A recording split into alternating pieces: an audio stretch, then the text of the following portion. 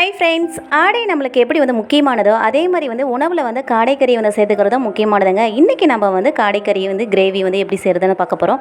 ஆடை காடை அப்படின்னு சொல்கிறேன்னு பார்க்குறீங்களா? சும்மா ரைமிங்காக இருக்கட்டுமே தாங்க சொன்னேன். வாங்க இந்த ரெசிபியை எப்படி செய்கிறதுன்னு பார்க்கலாம். காடைக்கறியை உப்பு மஞ்சத்தூள் போட்டு க்ளீன் பண்ணி எடுத்துகிட்டு வந்துடலாம். வானல்ல தேவையான அளவு எண்ணெய் ஊற்றிட்டு பட்டை கிராம்பு சோம்பு பொரிஞ்ச உடனே கட் பண்ண சின்ன வெங்காயம் சேர்த்துக்கோங்க. அது கூடவே ஒரு பெரிய வெங்காயம் பேஸ்ட்டாக அரைச்சி சேர்த்துக்கோங்க. இப்போ தேவையான அளவு உப்பு, கருவேப்பிலை, ஒரு ஸ்பூன் இஞ்சி பூண்டு சேர்த்து நல்லா வதங்கினதுக்கு அப்புறம் நம்ம ரெண்டு தக்காளி பேஸ்ட்டாக அரைச்சி அதையும் சேர்த்து நல்லா வதக்கிக்கலாம். இது மாதிரி நல்லா நம்ம அரைச்சி சேர்க்கறதுனால கிரேவி நமக்கு டேஸ்ட் கொடுக்கும். இப்போ தக்காளி நல்லா வதங்கினதுக்கு அப்புறம் நம்ம தேவையான மசாலா சேர்த்துக்கலாம். இப்போ மஞ்சத்தூள், ஒரு ஸ்பூன் மிளகாத்தூள், ஒரு ஸ்பூன் மல்லித்தூள், அரை ஸ்பூன் கரம் மசாலா தூள், அரை ஸ்பூன் சாம்பார் தூள், இதெல்லாம் சேர்த்து நல்லா வதக்கிக்கலாம். மசாலாலாம் நல்லா குக் ஆனதுக்கப்புறம் நம்ம வாஷ் பண்ணி வச்சிருக்க காடைக்கறியை இதில் சேர்த்துக்கலாம்.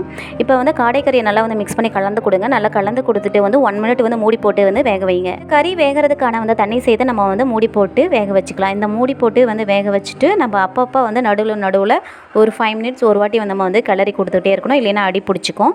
ஸோ நம்ம இப்போ நம்ம அந்த வேகிற கேப்பில் 2 ஸ்பூன் தேங்காய், கொஞ்சமாக சோம்பு, 4 பொட்டுக்களை சேர்த்து அதை பேஸ்ட்டாக அரைச்சி எடுத்துகிட்டு வந்துடலாம். கறி நல்லா வெந்ததுக்கப்புறம் நம்ம அரைச்சி வச்ச தேங்காய் பேஸ்ட்டு சேர்த்துக்கலாம். தேங்காய் பேஸ்ட் சேர்த்ததுக்கப்புறம் அதிக நேரம் குக் பண்ணக்கூடாது, டேஸ்ட் மாறிடும். இந்த ஸ்டேஜில் உப்பு காரம் கரெக்டாக இருக்கான்னு செக் பண்ணுங்கள். ஒருவேளை காரம் பத்தலை அப்படின்னா நம்ம இந்த ஸ்டேஜில் சேர்த்துக்கலாம். எனக்கு காரம் பத்தலை அப்படின்றதுக்காக நான் கடைசியாக சிக்கன் மசாலா சேர்த்து நல்லா கிளறி கொடுத்துக்கிறேன். ஃபைனலாக புதினா கொத்தமல்லி தூவி நம்ம கிளறி கொடுத்து ஸ்டவ் ஆஃப் பண்ணிடலாம். இப்போ சூப்பரான காடை கிரேவி ரெடி ஆயிடுச்சுங்க. ஸோ இப்போ சுட சுட ரைஸ்க்கு நம்ம இதை வச்சு சாப்பிட்டோம் அப்படின்னா எவ்வளோ சாப்பாடு சாப்பிட்றோம் அப்படின்ற ஒரு லெவலே இல்லாமல் சாப்பிட்டுட்டே இருப்போம்.